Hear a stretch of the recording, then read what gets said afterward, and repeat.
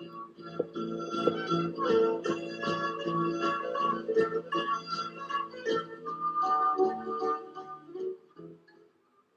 I'm Clint Brown, your host for Raven Story.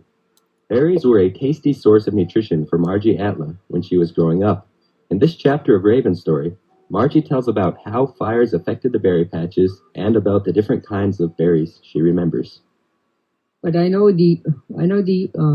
say they used to burn the area like if for blueberries or I remember it for blueberries because the one year we had fire and in our blueberry area and boy I know everybody watched it, but they said it was going to be good after that. But I remember all I thought was, gee, we'll have no blueberries to eat. And when we picked blueberries, it wasn't just a gallon can or anything. It was a gas can. Me and my brother, we used to have, they made pack sack that goes on our back, and a whole 5 gallon gas can would fit in there. And that's what we're supposed to fill up before the day is over. And when the blueberries or the berries were there, we had blueberries or cranberries or some kind of berries every day. The only one I didn't like to pick was rose hips because it took so much to take care of them. Yeah, but all like the blueberries, salmon berries, hibus. That's hibus, and then there's the lobus cranberries, and then there was rose hips, blackberries, and so we had a variety of berries if it was a good season. And then, like where the blueberries were we always took care of it too. Make sure all the underbrush, no underbrush in there. So we used to tint some of them, but there was areas of really big areas of picking berries and the raspberries. I mean, not raspberry, yeah, raspberries. The wild raspberries on the hills, boy, the best.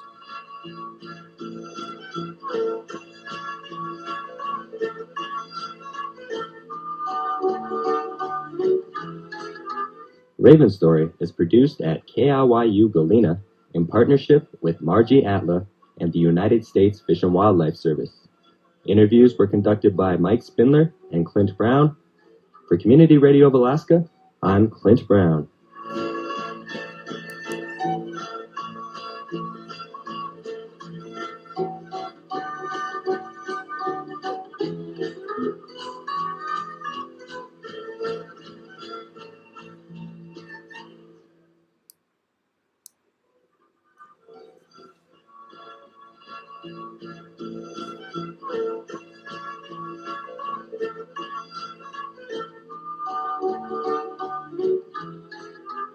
Hi, I'm Clint Brown, your host for Raven Story.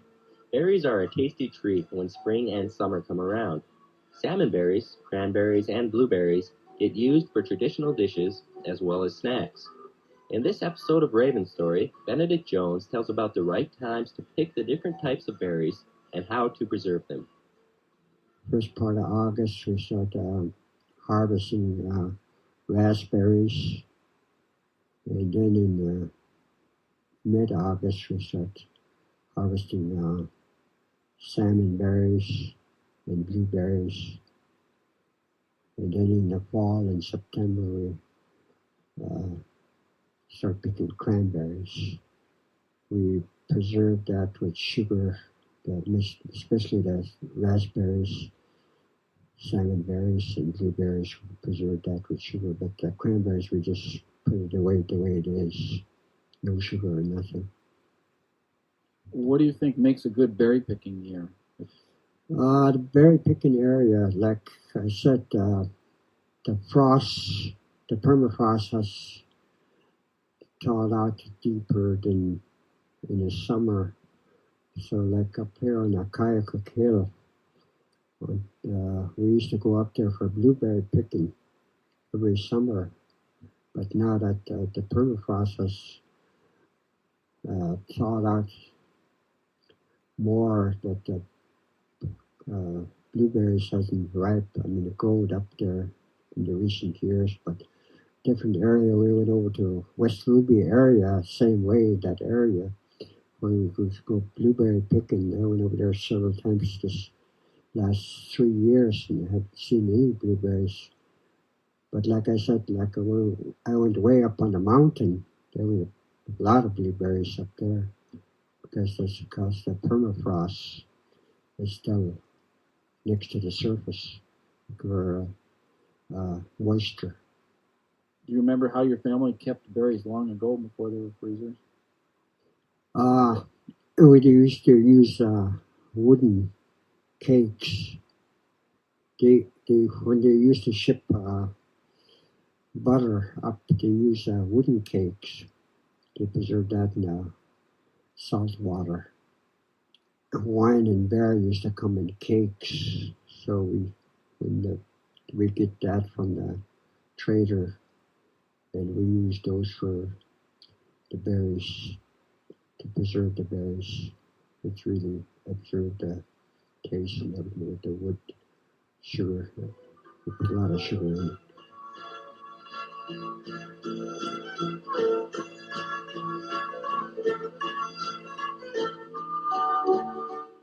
Raven Story is produced at KIYU Galena in partnership with Benedict Jones and the U.S. Fish and Wildlife Service. The interview was conducted by Mike Spindler and Clinton Brown. For Community Radio of Alaska, I'm your host, Clint Brown.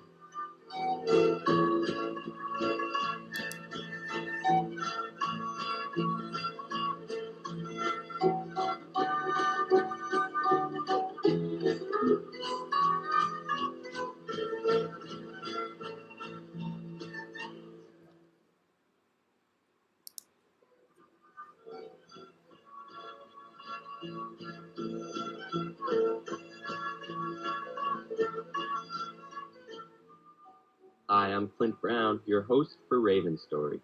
Berries were a very important and enjoyed part of summer for the people living in Alaska long ago.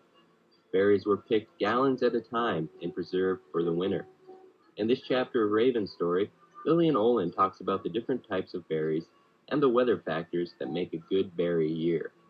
Well, there's the blackberries, blueberries, salmon berries, and the Nagoon berries is these little berries that grows on like a red stem, and they have long stems, and there's just very few of them on a stem. They're close to the ground. That's Nagoon berries. And then there's these blackberries. They look like raspberries, but it has 3 little berries on it, and it's really sweet. There used to be plenty of those everywhere. Now you don't see them anymore. There used to be some up between here and Campion. All of that had caved into the river, and I don't see any. If there's lots of snow and the ground gets well soaked, and stays moist, when the snow melts and the vines is getting enough water, it'll produce good berries. But if we didn't have any snow and the ground dries up right away, the plants don't grow. Even the salmon berries, blueberries, any kind of berries, they just don't grow at all. There used to be lots of red currants. You don't see that anymore. There used to be lots of raspberries. Anywhere you could find raspberries. Now I've never seen any.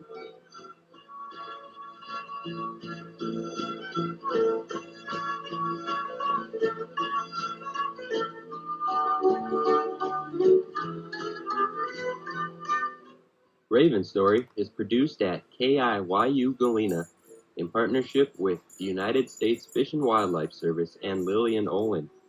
For Community Radio of Alaska, I'm your host, Clint Brown.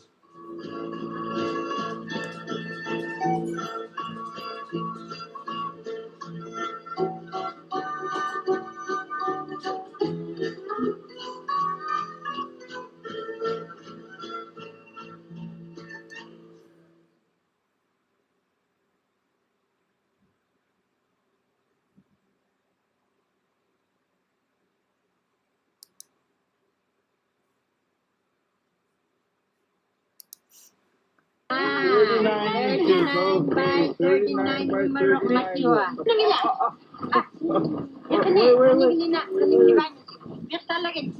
Okay.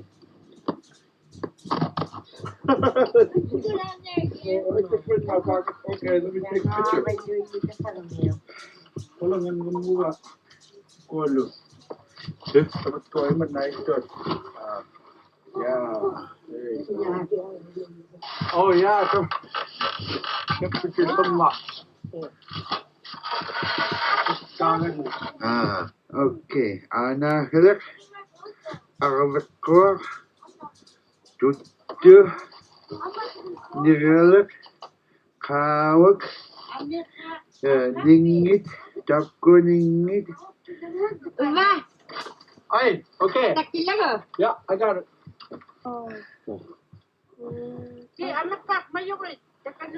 Fahrenheit degrees, somewhere. Okay. The numbers are dark on one side. Oh. You get down because you can. Okay. Singara.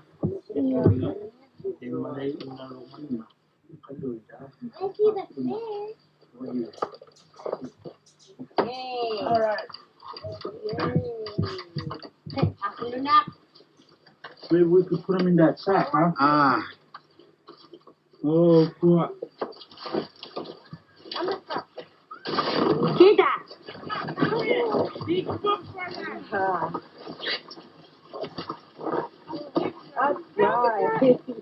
Okay. Yeah.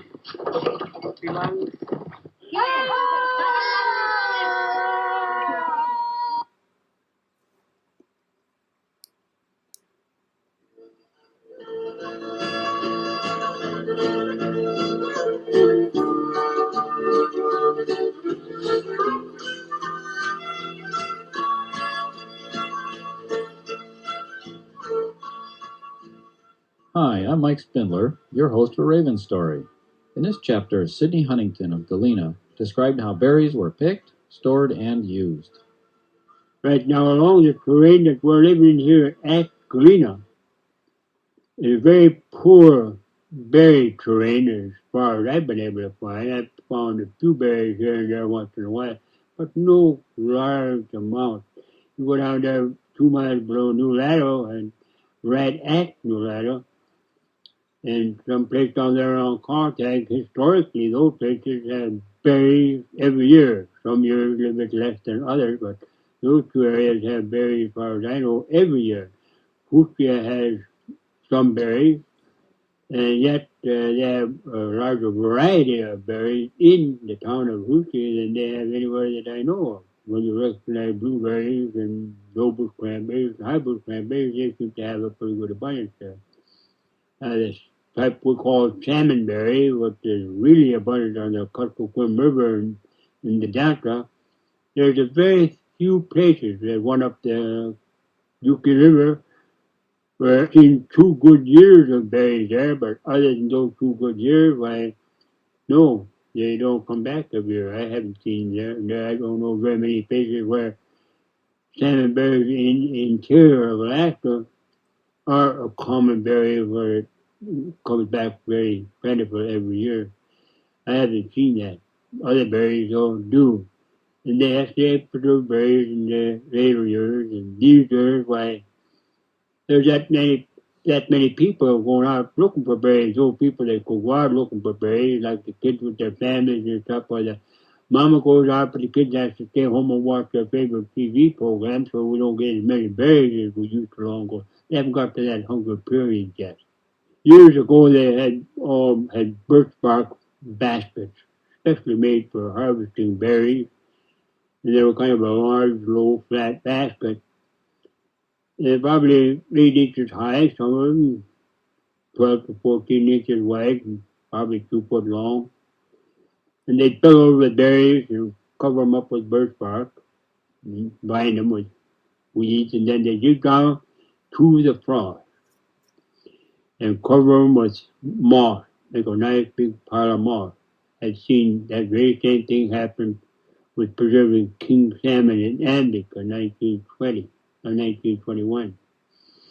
in a lot of places where berries are more abundant. A lot of places where berries are probably abundant every year if they're inaccessible to the human element right now that you care less to walk that far back in the woods or in the hills to pick up especially blueberries and stuff like that.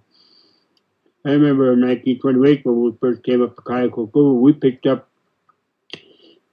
225-gallon barrels, whiskey barrels, or wine barrels, whatever they were in those early days, of blueberries, and we preserved ours with sugar, and we had berries the whole year round, used them for syrup and hot cakes, whatever.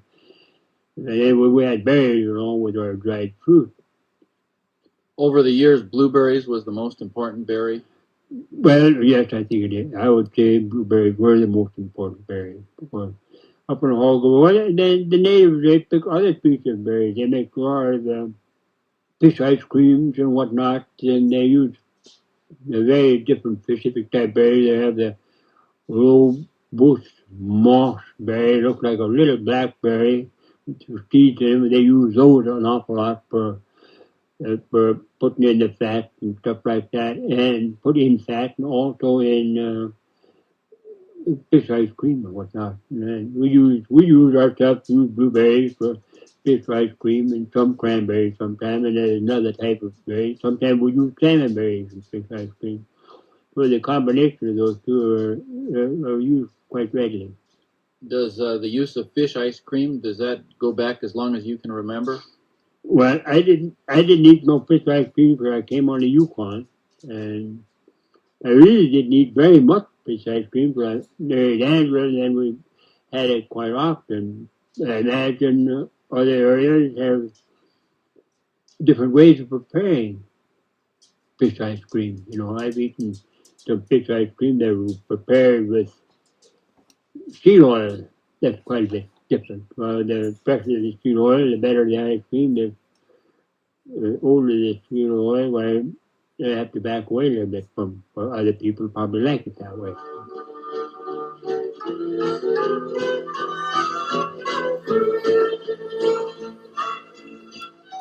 Raven's Story is brought to you through a partnership of KIYU, Sidney Huntington, and the U.S. Fish and Wildlife Service.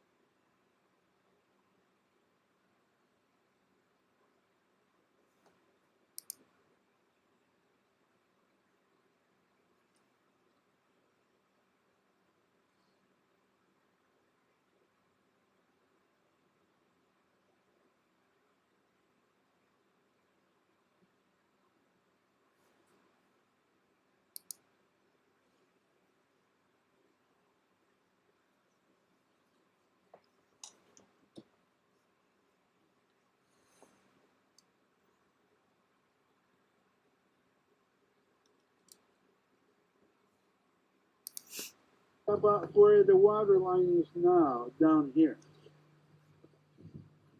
So this has melted, what, a good 20 feet on this end.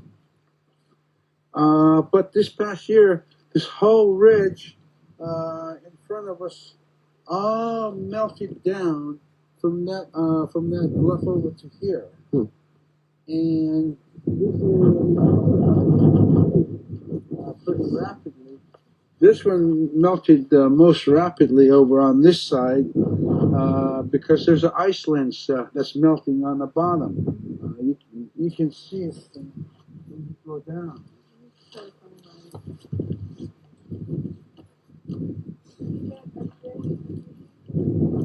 Sure thing. And so you can see that we're faced with an erosion problem, and it's moving pretty rapidly. You can see ice. This is an ice lens underneath. Bottom part of it is silty. The upper portion is clear ice. My camera, I'll be right back. It's in the helicopter, Wendy. So Yeah, I have mine with me. Okay. So what you can see here is this whole area, especially this part right here, all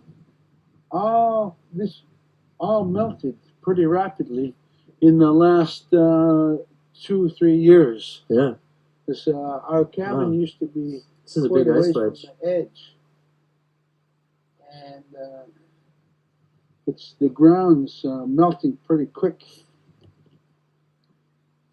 We're hoping to do something, but you can tell that there's the separation here. This is like a little pingo, but there's clear ice up here and silty ice on the bottom. Mm-hmm. And you notice that difference. It's happening all along this edge. But this is the part that melted the most over on this side. This whole area has just dropped.